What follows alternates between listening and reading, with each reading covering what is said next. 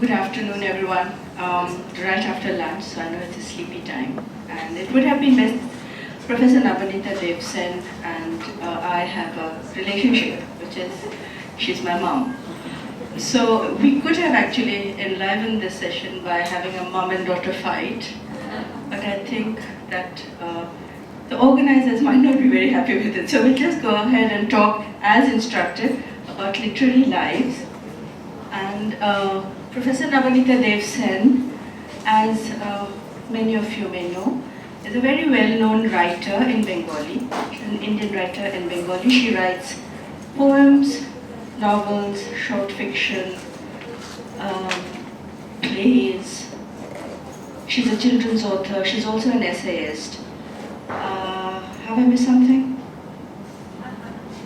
Doesn't matter. Many things. Yeah, okay. So she does a lot of writing, and also when she's not writing, she's a very, what we don't know about her, this is something I can tell you as a daughter. She draws very well, she paints very well, and she dances very well. I could ask her to dance actually now, but If you sing. well, if I sing, maybe not. So she does a lot of other things also very well, which we won't talk about today. We'll talk about her work as a writer, and also a bit about her work as a scholar, because she is a scholar. She is as an academic, she has been working on the epics, so she's a scholar of the epics as well as a whole lot of other things.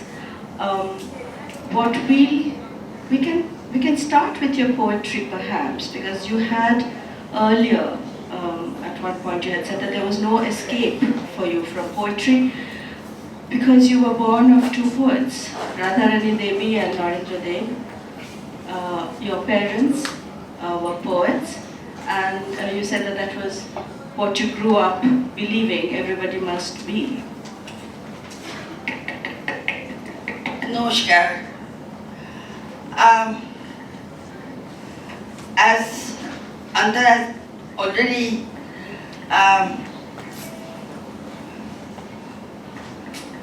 told you that I had no imagination about how to develop my life, how to grow up. This is the mother. Antara's already told you that I had no imagination. You said we have to have a little mother-daughter fight. That's what I thought we should begin like this. No, but she said that I had no choice, which is something I have said 100 times. Yeah, that's what I said. I know. And so this is, I really didn't have I did not have a choice. As a child, I felt every grown-up wrote. Because every grown-up that came to my house, to our house, was a writer. They're talking all day about either the next book that's coming out, what stage the proof correction was in, how bad the publisher was, and how good, etc., etc., etc.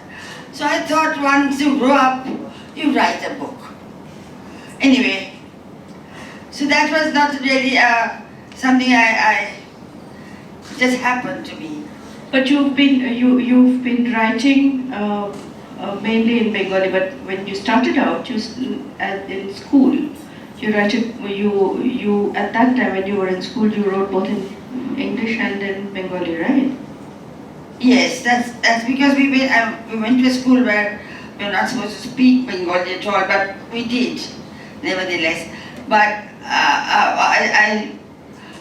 one day I was very late in school, and I was standing outside my class because the teacher had turned me out. She said, "You wait there until the class is finished, you can't come in."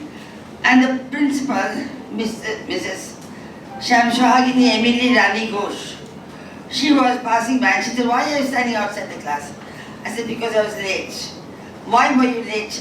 "Because our grandfather clock had stopped and I didn't know the time." So she said, "Okay, come with me." See, I had already published, I was 8 then, but 7 I had already published 2 poems in the magazine, school magazine. So I had gained a name that Nabaneeta can write poetry. So she called me and said, "Sit here," and the bearer stood up and let me have his stool, and I sat there, and she said, "Now you write a poem of the grandfather, on the grandfather clock, and she gave me the paper and the pencil. And I wrote a poem. And that's why it was in English, because it was, that was the first English poem. No, before that I did one 4-line English poem which came out. So I started writing both in English and Bangla in school magazine. And as I grew up, I realized that I had to make a choice. And I felt that it's important. See, this was a time when our Bengali poets, most of our Bengali poets, as Satyanarayana may know, were professors of English. Jivanananda Dar, Buddhadev Bose, Vishnu De, you just think of the names and you see that they have been all teaching English. But they were writing in Bangla. It was a political choice. This was the British times. We did not wish to write in the imperial language, so we wanted to write in our mother tongue. I was born in British India. You actually have seen many phases of India at that, even in your childhood, a very important part of Indian history. Many things happening at that I was very lucky. I must say I was very fortunate to be born when I was born and where I was born. Because I was born in that part of India, I experienced a lot that maybe if I had been born in the southern part of India or some other part of India, I would not have gone through that. First of all, of course, I was born and the Second World War began. And as I was a child, I was growing up in an area where all the parks and empty land was taken up by military barracks. Everything, there was nowhere to play. Everything was covered with military barracks. And all these white people were behind the bar. There was big bars behind them. And I couldn't understand why they were imprisoned. What was it that was keeping them behind the bars there? And we had nowhere to play but on the streets. Anyway, there were little trenches also. Trenches, and then we played inside the trenches, and there were baffle walls in front of the houses, and we had all these practices of, we had air raid rehearsals when we had to all run down and crawl under the bed to be sheltered. That was air raid shelter for us. But all this happened when I was 3 maybe. Then you saw the famine. Then we saw the famine. The famine of 43. Great. I was a child and I could see all these skeleton-like figures hardly pulling their bodies and carrying pot bellies, babies who didn't look like babies, and asking for pan. It's not rice even. They're asking for the rice that you throw away after cooking. The rice bowl.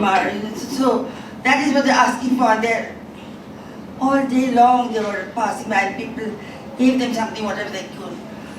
And we had right on the left-hand side of our house, there's a big dustbin.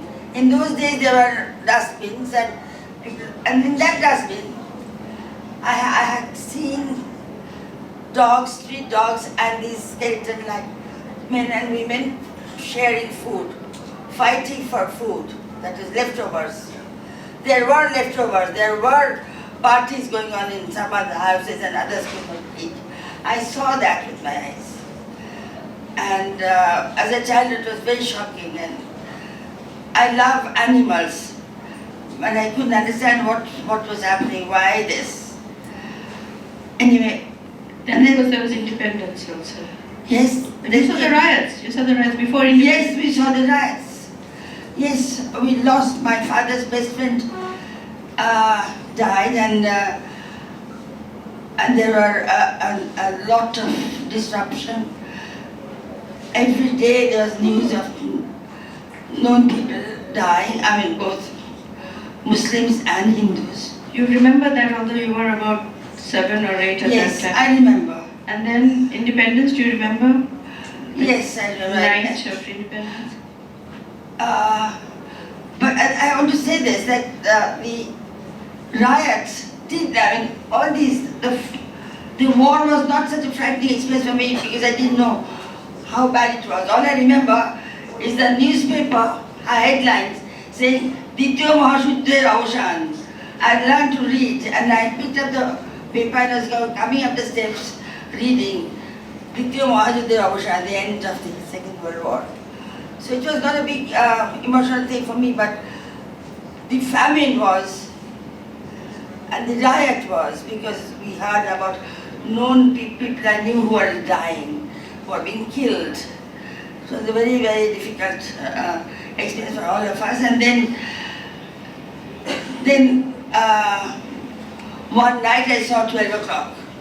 The first time I saw 12 o'clock, that was the 15th of January, 15th of August. And we walked, we had a procession, singing Vande Mataram and that. It was very nice, very beautiful, and we embraced the flag, hoisted the flag also on our house and on the street. And all the parents were out, all the children were out, everybody was on the street singing, happy, and this was freedom. This was freedom. It was a fabulous experience for me. And when in our house, when the flag was going up, I saw tears in my mother's eyes.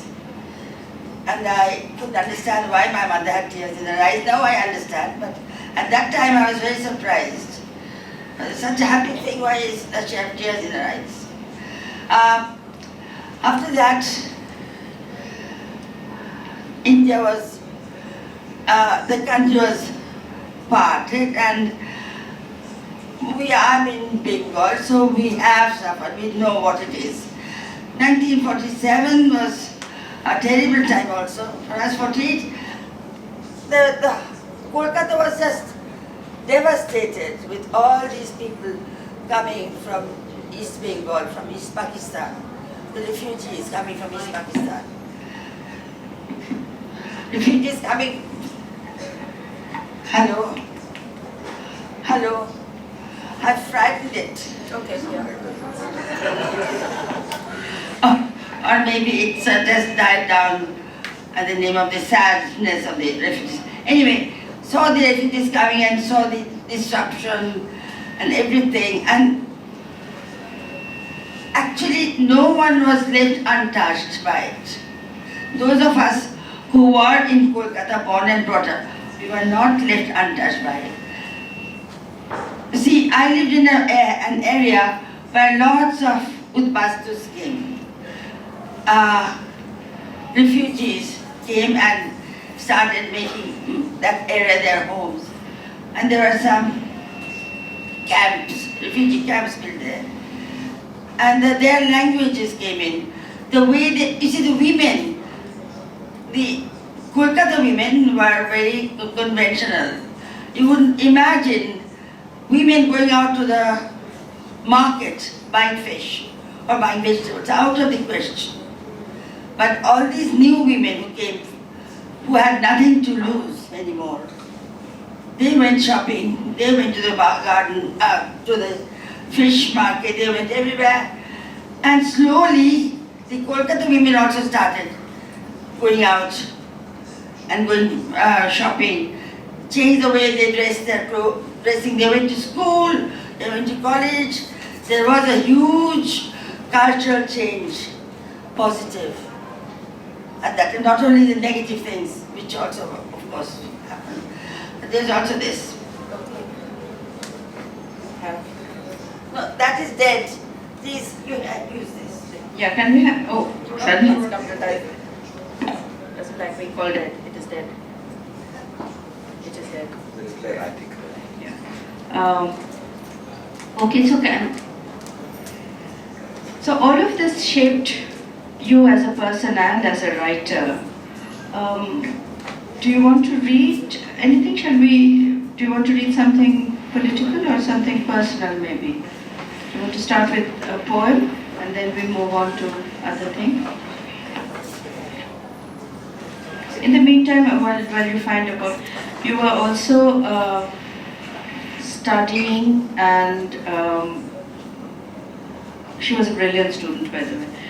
And I grew up hearing what a brilliant student she is and why we can't be like her. She didn't say it, others did all the time. So then you went off to Harvard, and you were also at the same time, while you were studying, you were also writing poetry.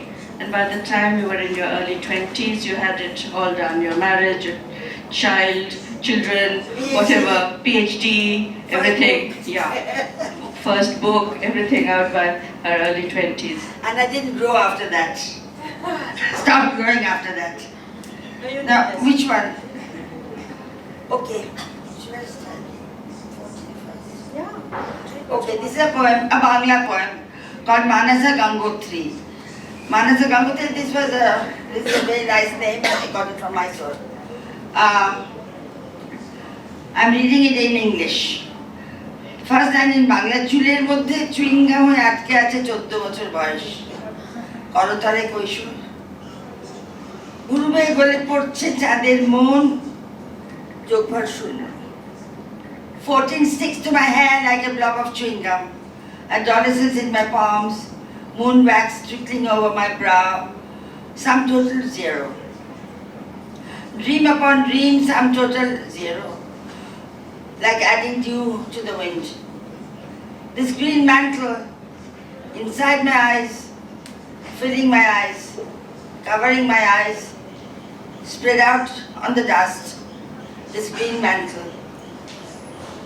Step on it for a moment. Should I call it love? Should I call it longing? Inside my head, these dark forests. Inside my heart, these 60 miles of empty highway deserts. Jamming my jaws, rocks. Choking my throat, sand dunes. Roaring inside my head, cascades. Within my eyes, filling my eyes, overflowing my eyes, the moon. Stars at my fingertips. Adolescence in my palms. 5 rivers gushing out between the fingers of my clenched fist. The tears of the teens melt into the air, unfree.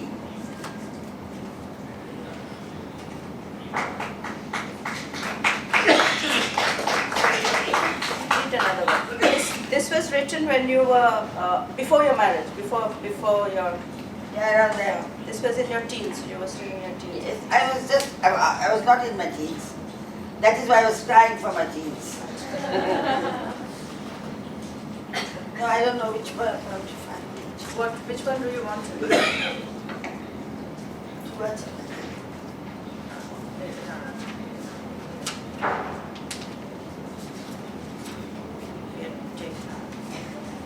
Okay. Now, then I got my PhD. As I said, I got my daughter. But what made me most excited was becoming a mother. Becoming a mother. At that time, I didn't know this is going to be the process. But not knowing that, I was very happy. And Antara, this poem is called Antara. My time will come. My time will come. Have your say. Now, I want to tell you something else. I've had so many moments of happiness in my life, so many moments of fulfillment, but I've never been happier in my life. It's a very old thing. Every time you see people asking mothers, what is the best moment of your life? And they say, the moment I became a mother. And it's true. Okay, we have very little time. So, it's called Antara. one. The series. Antara, rising from primordial water, like the first sun, forever new, forever old. You made me a universe. History and prehistory filed through me hand in hand in gradual evolution. Antara, because of you, I've earned the right to enter the tenfold halls of my foremothers, clutching your baby hands in my fist. I hold the future in my debt forever. Antara, in an instant, you have filled all time. By your grace, I am coeval with the earth today.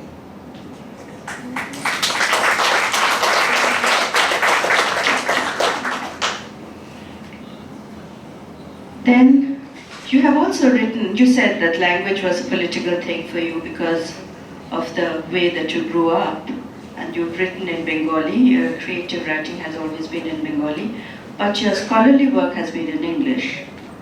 But there was a time, I remember, when we were in England, and before that when you were in America as well, you did write in English. So could you maybe read a poem or two from that period? I just want to take you through, her life, her literary, because it's called literary life, so just the way she has shaped up finally. Not too bad. So, No, I can't. These are the... this is also English, Baba. Children. That's it. Okay. Okay, you read that? Yeah, hold this. Oh, got you. This was a time I was in England and I used to work, I used to do my research at the British Museum in the British Library. And I spent a lot of my time in the British Museum. At that time my marriage was breaking up. It's called, I have many poems called where the big Buddha is. It's called Angels at Prayer. Even angels kneel down and bend their souls in prayer. Already rich with all the grace the mortals may only long for, I wonder what the angels could be praying for.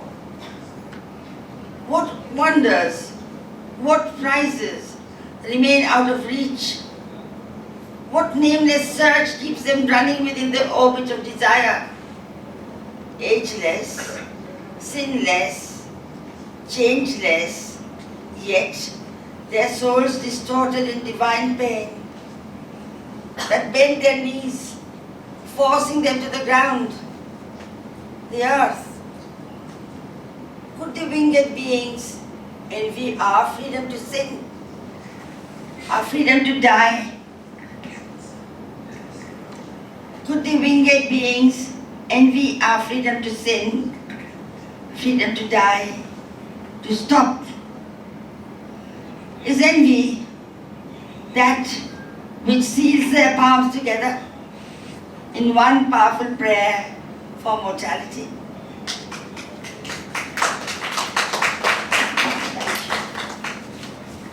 এটা কি বাংলা আছে? No, Bangla হয়নি। These were written in English. Bangla হয়নি। Another poem. This is also written at the same time when I had two little kids and I was running in and out and trying to hold on to life. Children whirling like tops inside my brain, leaping, clapping, shrieking, creaking upon the rusty springs of my nerve ends. Children, each a solitary palm tree in an oasis, sucking up all the subterranean waters to bear bunches of bitter bronze fruits. I must thank God that the fruits are rather bitter, but golden and sweet. Thank you. So after that your marriage broke up and you returned to Kolkata. Yeah. We all returned to Kolkata. So do you want to read a poem Yeah. from there? My return to Kolkata was not an easy one, because those are the days when nobody ever dreamt of getting divorced. And in my family, in my parents' family, in my mother's family, my father's family, and in my in-laws' family, I was the first divorced woman. So I created a lot of problems for each part of the family, because they didn't know how to accept me, whether to accept me, what to do with me. Became a big problem for all of them. And slowly, things settled down. Okay. So I'm reading a poem. Before that, when I came, we used to live abroad. Every time we came home for summer, all our relatives and friends said, "What are you doing over there? What is there in Harvard and Cambridge which is not there in Kolkata? You should stay here where we are. Don't live there." And then when I came back,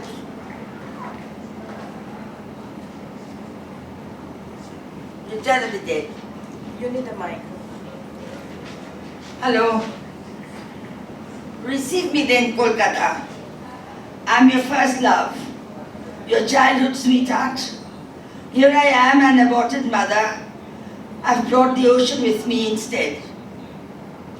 My arms are empty, yes, but my breasts are heavy, overflowing with wasted milk. Look at the fathomless salt water. Come look at me then. Virginity glows on my brow again. Naked as the setting sun, touch me, Kolkata. My newborn flesh belongs to you now. Receive me in your waiting arms. Your loneliness is over. Your prayers were heard. I've returned just as you had liked me, just as you would have liked me too. Why this stunned silence then? Why this stunned silence then? Lift up your chin. Don't shift your eyes. Speak to me. Lift up your chin. Don't shift your eyes. Speak to me. Here she is, returned from the dead, as you had wished. Look at me. Yes, I am she. Your old flame. Your world of passion. Your very own Nabaneeta.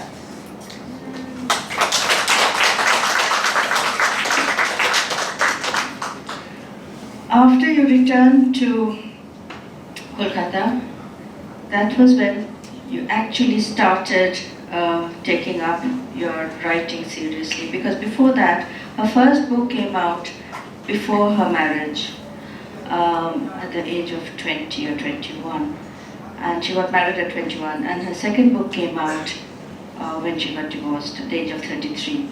So the period of domesticity, of domestic bliss with husband and children was not a very fruitful period for the writer, although you did keep on writing poems.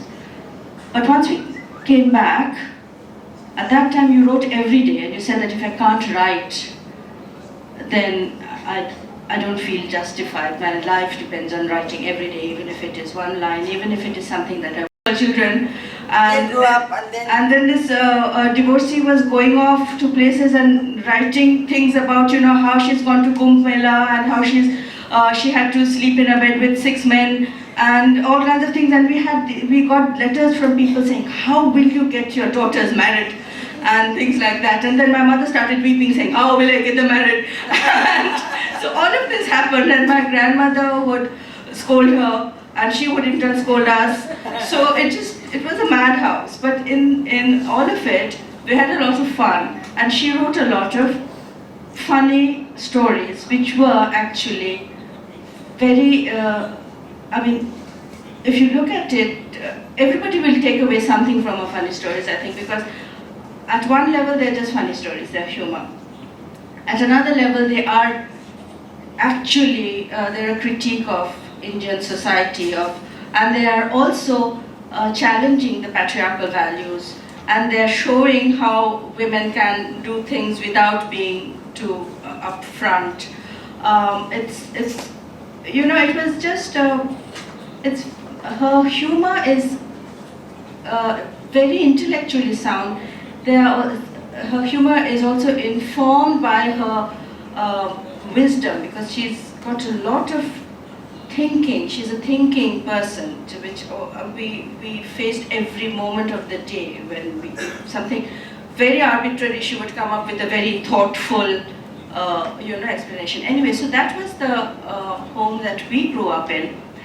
And we don't have time to read from there, but maybe you can read a bit from your Kumbh Mela, because apart from your humor stories, you also had the travel. Yeah, she went off to the Kumbh Mela by herself. What she did is she went off for a conference usually, and then she said that she would come at a certain date, and me, my sister and my grandmother would sit there happily hoping that she would come back and knowing that she would come back on that day, and then she would go off somewhere from after the conference, either to the Kumbh Mela or to Tibet border or some godforsaken place by herself, saying, oh, I was so close to this, so I just went off, you know.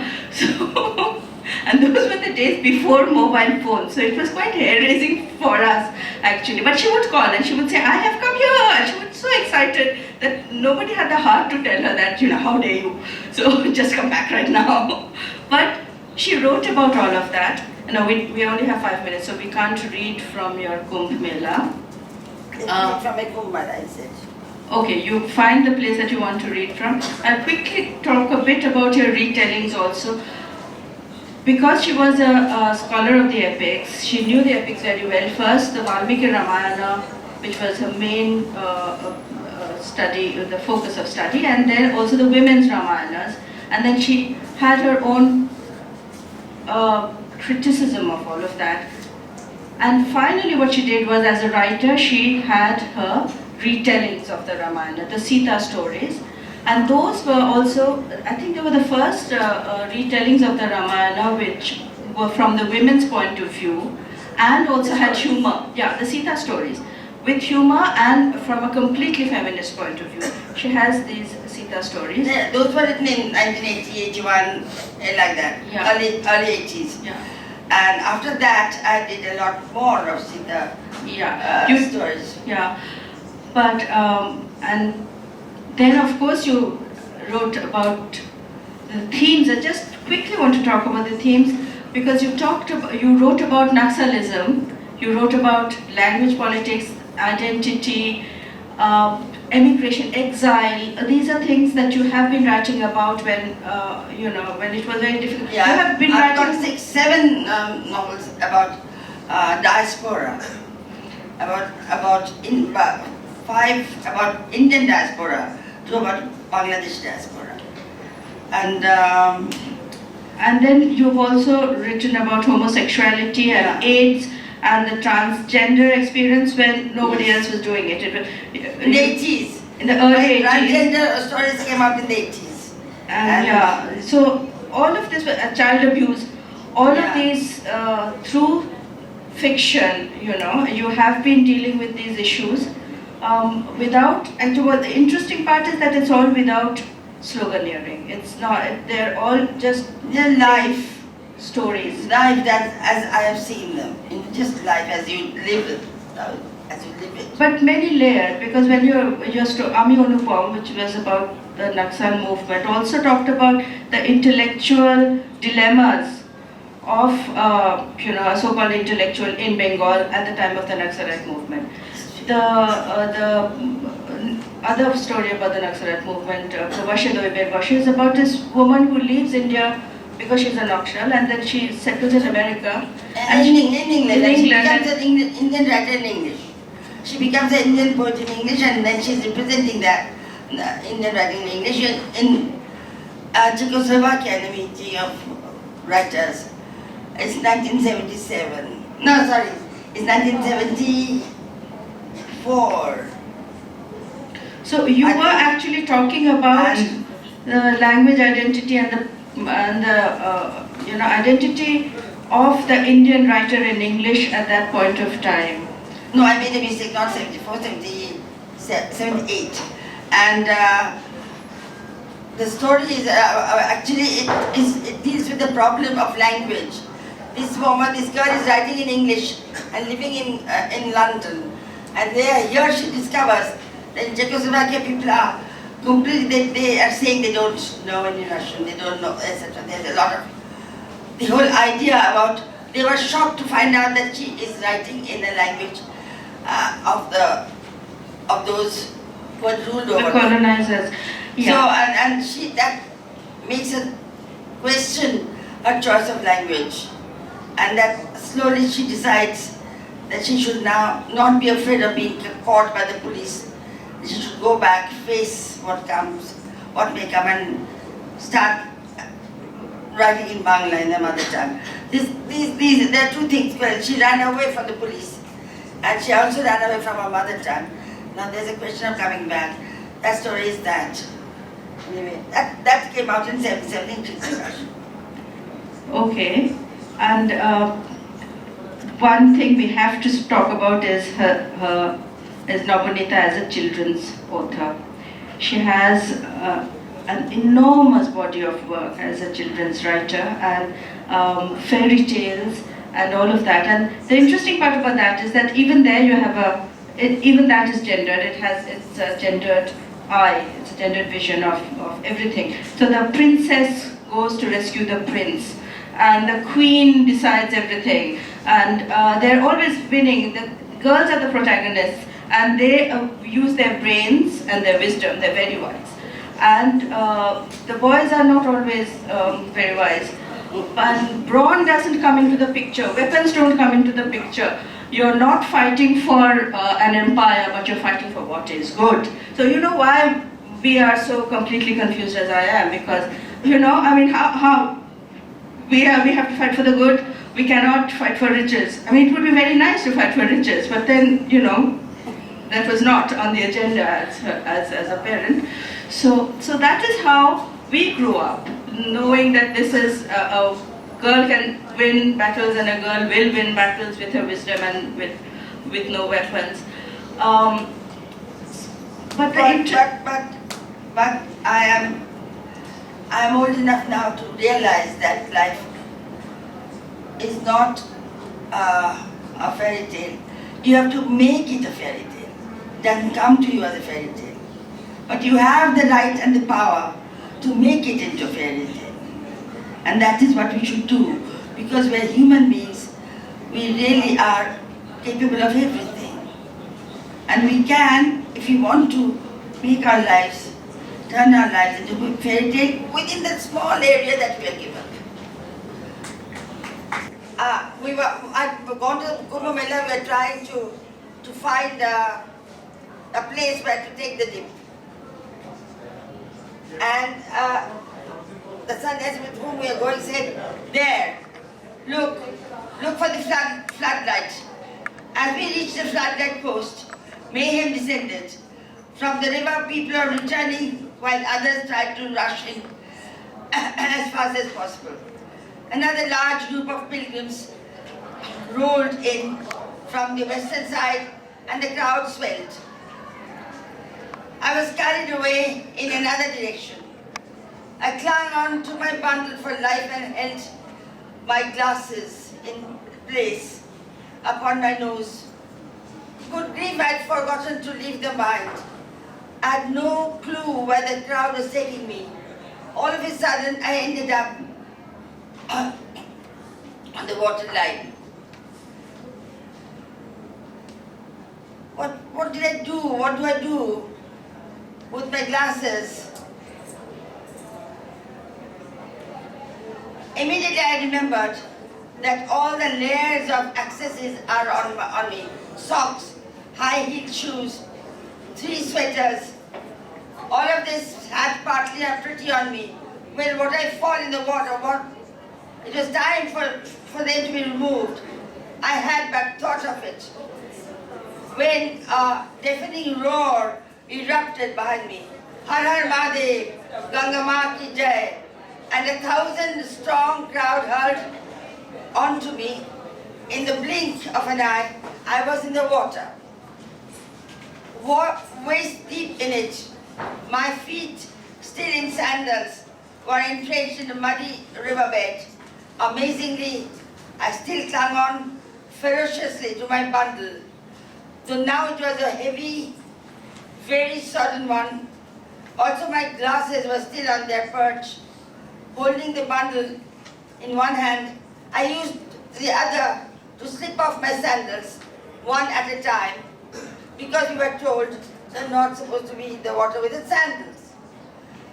Then suddenly, I took them out and as I was washing them, I decided to give, okay, I'll just leave it. I suddenly noticed a gentleman watching me in wonder. He was wearing a towel and carried an empty can. In each hand he said,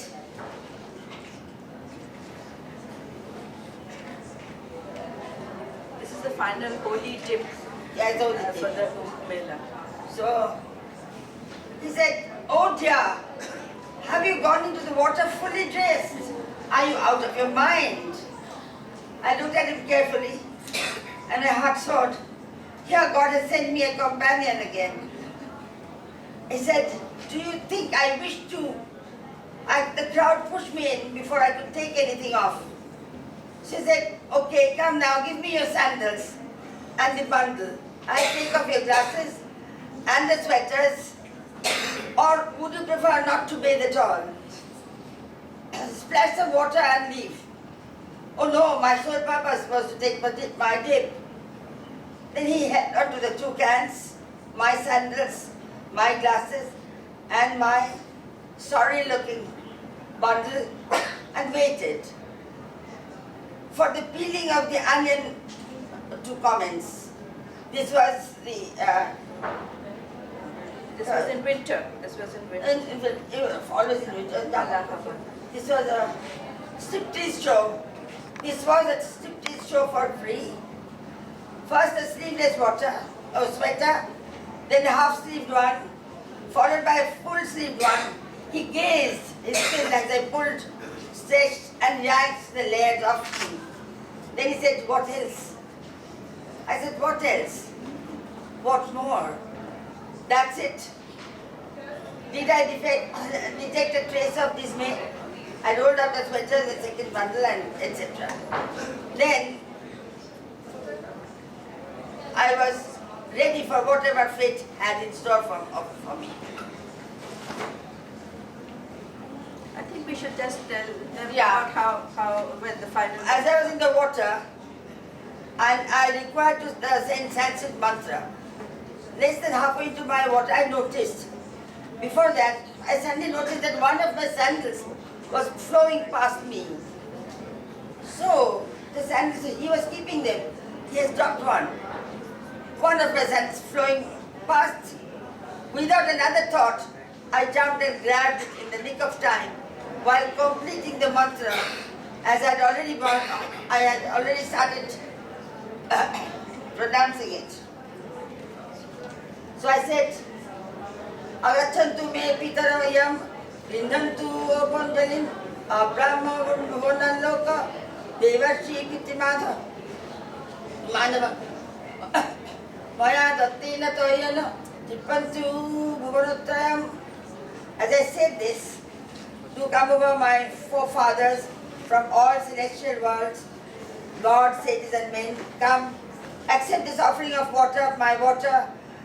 May this water offer quench the thirst of all three worlds.